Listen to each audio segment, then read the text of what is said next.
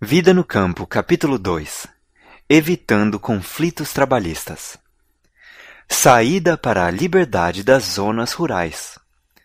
Bem depressa se aproxima o tempo em que o poder controlador dos sindicatos será muito opressivo.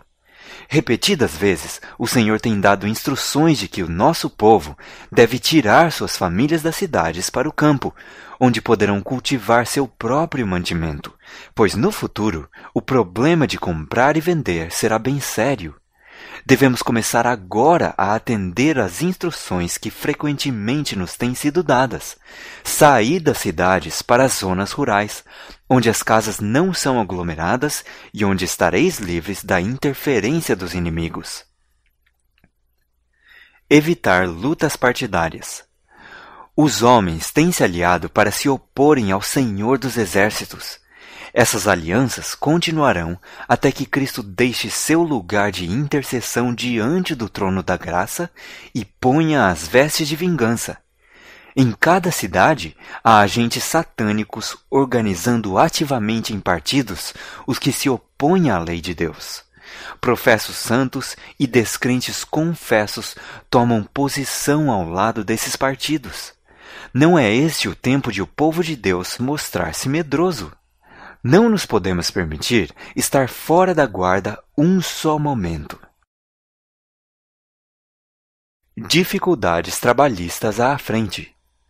Os sindicatos serão um dos instrumentos que trarão sobre a terra um tempo de angústia tal como nunca houve desde o princípio do mundo. Conflitos entre os sindicatos patronais e os trabalhadores. A obra do povo de Deus é preparar-se para os acontecimentos futuros, que logo lhes sobrevirão com força assombrosa. Formar-se-ão no mundo gigantescos monopólios. Os homens se unirão em sindicatos que os envolverão nas malhas do inimigo.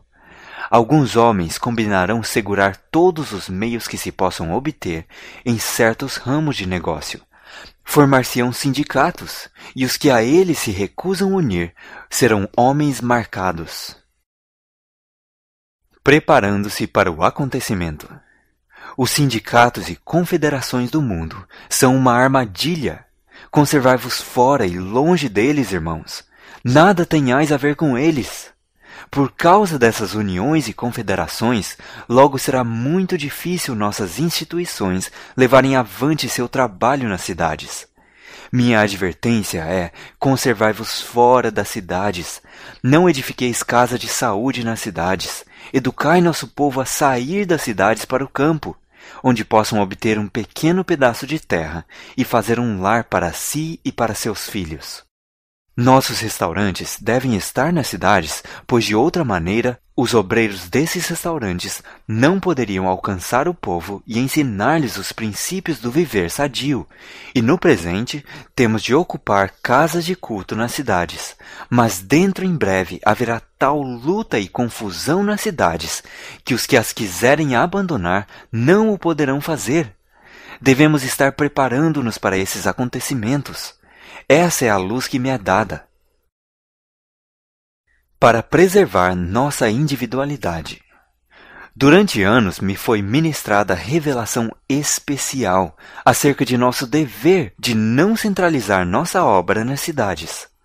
A agitação e confusão que enchem essas cidades, as condições que nelas criam as uniões trabalhistas e as greves, tornar-se-ão grande desvantagem para nossa obra. Os homens buscam conseguir que os elementos empenhados em diferentes profissões se filiem a certas uniões. Esse não é o plano de Deus, mas de um poder que não devemos jamais reconhecer.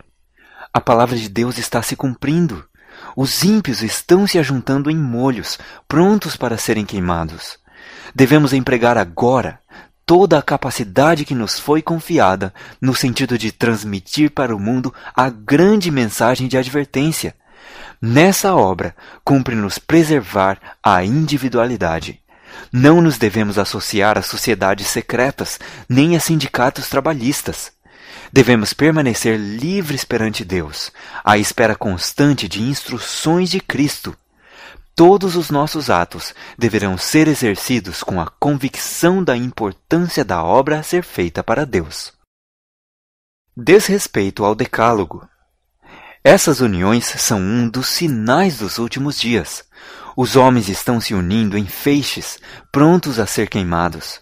Podem eles ser membros da igreja, mas enquanto pertencerem a essas uniões, possivelmente não poderão observar os mandamentos de Deus, pois pertencer a essas uniões significa desrespeitar todo o Decálogo. Amarás ao Senhor teu Deus de todo o teu coração, e de toda a tua alma, e de todas as tuas forças, e de todo o teu entendimento, e ao teu próximo como a ti mesmo. Essas palavras resumem todo o dever do homem. Significam a consagração de todo o ser, corpo, alma e espírito ao serviço de Deus. Como podem os homens obedecer a essas palavras e ao mesmo tempo comprometer-se a apoiar aquilo que priva seus vizinhos da liberdade de ação? E como podem os homens obedecer a essas palavras e formar combinações que roubam das classes mais pobres as vantagens que justamente lhes pertencem, privando-as de comprar ou vender, exceto sob certas condições? Uniões formadas ou que ainda se formarão. Aqueles que pretendem ser filhos de Deus, em caso algum devem unir-se às uniões trabalhistas já formadas ou que ainda se formarão. A isso Deus proíbe. Não podem os que estudam as profecias ver e compreender o que está adiante de nós? O fim do capítulo 2 do Vida no Campo.